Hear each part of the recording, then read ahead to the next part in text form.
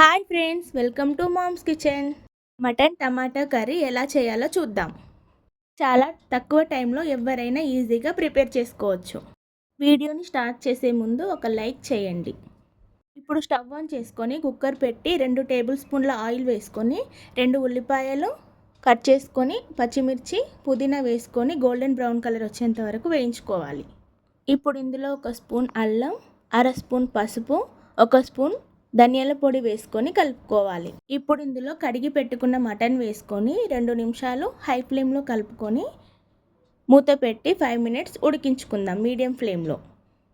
ఇక్కడ నేను 1/2 KG mutton తీసుకున్నాను, అందుకే 1/2 కేజీ టమాటాలు కట్ చేసి పెట్టుకున్నాను. ఇప్పుడు ఇందులో 2 టేబుల్ స్పూన్ల కారం, రుచికి సరిపడిన ఉప్పు వేసుకొని కలుపుకోవాలి. కట్ చేసి పెట్టుకున్న టమాటాలు వేసుకొని ఒకసారి బాగా కలుపుకొని 1.5 గ్లాస్ వాటర్ యాడ్ చేసుకొని ఒకసారి కలుపుకొని కుక్కర్ మూత పెట్టి 4 విజిల్స్ వచ్చేంత వరకు ఉడికించుకోవాలి.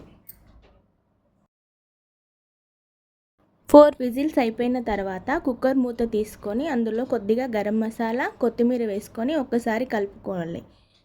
అంతే, మన మటన్ కర్రీ రెడీ. ఇది చాలా తొందరగా అయిపోతుంది, చాలా టేస్టీగా కూడా ఉంటుంది. Like, share and subscribe.